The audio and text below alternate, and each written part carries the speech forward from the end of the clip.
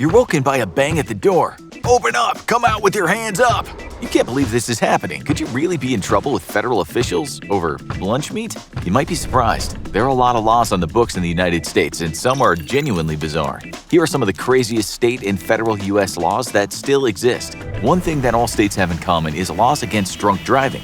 It's illegal in all 50 states to operate a motor vehicle with a blood alcohol level above a certain level. Some states expand that to other vehicles like bikes, scooters, and even tractors. But Wyoming adds a unique vehicle to that: skis. Skiing under the influence could get you charged with a misdemeanor and facing up to 20 days in jail. It makes sense a drunk skier could cause a dangerous crash that could hurt themselves or others, but how often does this happen exactly? Some laws are common sense, maybe a little too common sense. Have you ever told a friend, "I know this route so well I could find it blindfolded"? Well, you're apparently not the only one, because in Alabama, someone might have taken that challenge a little too literally. The southern state has a law on the books prohibiting driving while your vision is obscured with a blindfold. As it's unlikely to have happened too often, we're guessing that the law might have well been named after the person who inspired it. So when in Alabama, don't be a Dave. Keep your eyes on the road. Another area where a lot of strange laws come into play: our furry friends. Maybe you have a grandma who loved to knit, and she would use anything she could get her hands on to create a sweater. Well, if she lives in Delaware, there's one thing you don't have to worry about her using. It is illegal in the tiny northwestern state to sell dog or cat hair. A Class B misdemeanor to sell any part of a domestic dog or cat. This is no doubt a disappointment to the owner of Persian cats everywhere as they coat the house in a thin layer of hair every shedding season.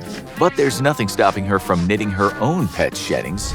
But this next one might be a little harder to enforce. In the old days in Indiana, it was apparently pretty popular to have high-intensity horse races. These would often take place in public streets, which could be a danger to pedestrians. So the state passed a common-sense law, banning people from riding horses above 10 miles an hour anywhere in the state. There's just one problem. Did anyone tell the horses? They probably don't know how to read speed limits, and an out-of-control horse could mean a ticket. But with the arrival of cars, that's probably less of a worry.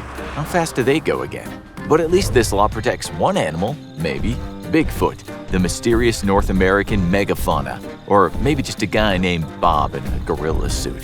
Many people believe the missing link exists, and they go into the woods regularly searching for it. But if you're Bigfoot hunting in Washington state, better make sure that you're only armed with a camera. Since 1969, the famous cryptid has been legally protected, with shooting a Bigfoot being a felony punishable by 5 years in prison, and he's now legally classified as an endangered species. If you see him, let him know. It's not the only state with some strange hunting regulations. In Virginia, there's a rich hunting tradition. Sportsmen and those looking to put some game on the menu do go out daily and shoot birds and mammals in the woods, except on Sunday. This isn't uncommon, as many states have regulations preserving Sunday as a day of rest for religious reasons, but there's one exception to this no-hunting bill in Virginia. The law bans the shooting of any wild bird or wild animal, including nuisance species, on Sundays, with the exception of raccoons. Virginia really went, "We hate this one species particularly. Poor trash pandas." We bet this next law never even crossed your mind. There's nothing like a frog jumping competition, right? Okay, not many people know about this sport, which involves seeing how far a frog can jump after startling it. But this can be occasionally dangerous for the frog, and California wants to make sure those heroic athletes get treated well. If a frog is killed or otherwise dies in competition, it is forbidden to eat it or use the body for any other purpose. Alas, no drowning the sorrows of losing a prize-jumping frog with an appetizer of frog legs. Few areas have more strange laws than food. In Connecticut, they take pickles seriously.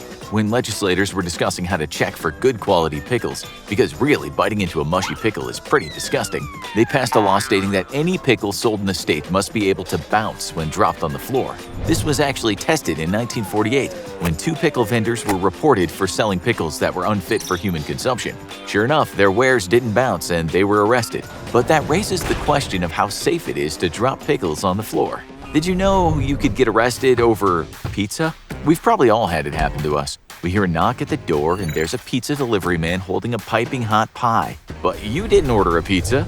Maybe it was a prank, maybe it was a misprint, but now you're having an awkward argument and you probably want pizza. Well, in Louisiana, sending someone a pizza they didn't order is actually considered harassment.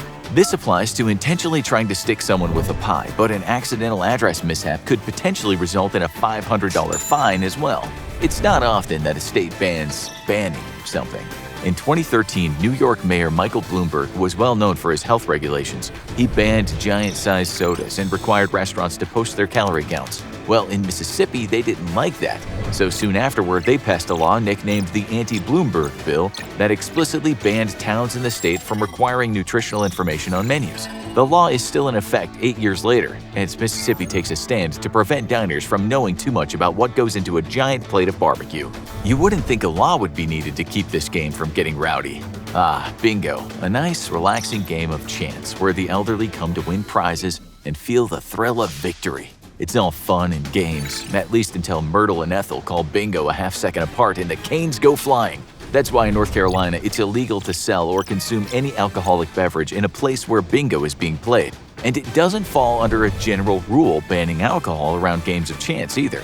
They passed a law specifically about bingo. What did Myrtle do? But they're not as strict as their neighbor to the south. South Carolina has a pretty involved juvenile justice code. Don't want those kids to get out of control, after all.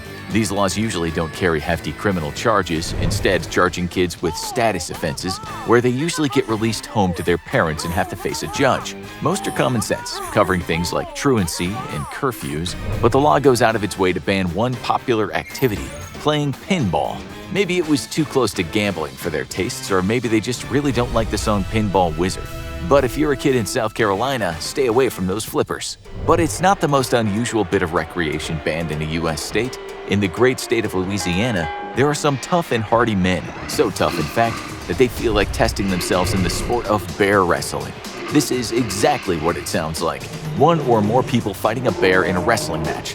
Now, we're willing to bet that not too many people do this activity twice, but enough people try to take their lives in their hands that that state had to make a crime to participate in or train a bear for a wrestling match. It carries a penalty of a fine of $500 and prison time of up to 6 months, and we're betting a strange look from the judge at sentencing. These are the oddest state laws, but the federal government gets in on the action too. Are you someone who likes to live on the edge? If you're planning on skydiving anytime soon, you should be able to do it legally. Just don't drink too much before you do it.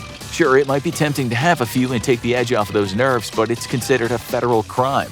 Who knows why? After all, what's the worst that could happen when a drunk person falls from an extreme height and has to remember to pull a parachute in time? We just hate to think about why this law was passed. If you're a food lover, you might be surprised by just how involved the feds are in your dinner plate. You bite into an onion ring and somehow this just doesn't taste right.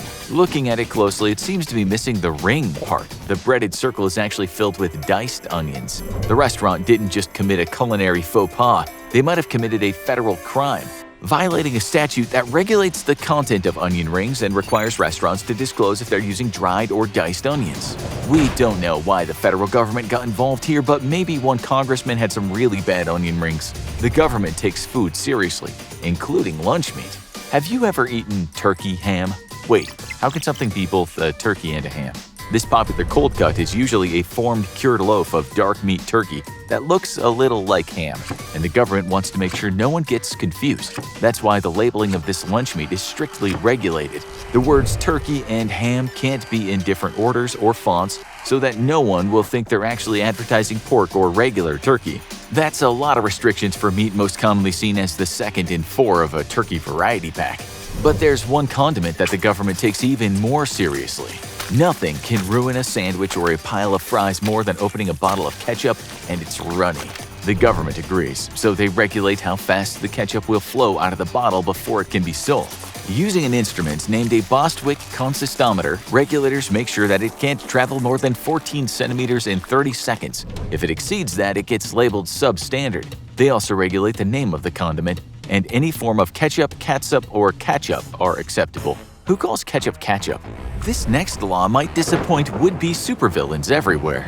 It's illegal to influence the weather, but it's also impossible to do that, right? Well, besides singing a song when it rains, the odds are no private citizen can, but during the Vietnam War, the government was studying how to create weather events over enemy lines to disrupt their troops. This was seen by the government as very dangerous, and they did not want the information to come out. So they passed a law making it illegal to modify the weather without notifying the Secretary of Commerce, to the tune of a fine of $10,000. So now sci-fi weather machines are only the purview of the government. Yay? You probably never thought about breaking this next law, we hope. If a horse passes you by on the street and splashes you with mud, you might get a little angry. You might even be tempted to make an angry gesture, but if you do it in the wrong place, that might be a federal crime. It's illegal to make an unreasonable gesture to a passing horse on federal land, which means you can flip that horse the bird all you want on the streets of New York. But what is an unreasonable gesture is up to interpretation, which is why the federal government eventually amended the law to make it not much less vague. Just don't do anything that isn't prudent when that horse passes. The federal government is very involved with animals, but maybe no more than this next case. Falcons. Why is the federal government so interested in falcons? These smart birds can be trained by talented falconers for hunting, and the government strictly regulates how many falcons a person can own and how they must be treated. But oddly, there's also a regulation on how falconry can be portrayed in the media. Trained birds of prey cannot appear in movies unless it concerns the hobby or relevant issues involving birds of prey, and the handlers cannot be paid for the bird's role in the film. This has led filmmakers who want to use falcons in their movies to go for a simpler solution: computer-generated birds. For more on weird laws, check out crazy laws that still exist around the world, or watch this video instead.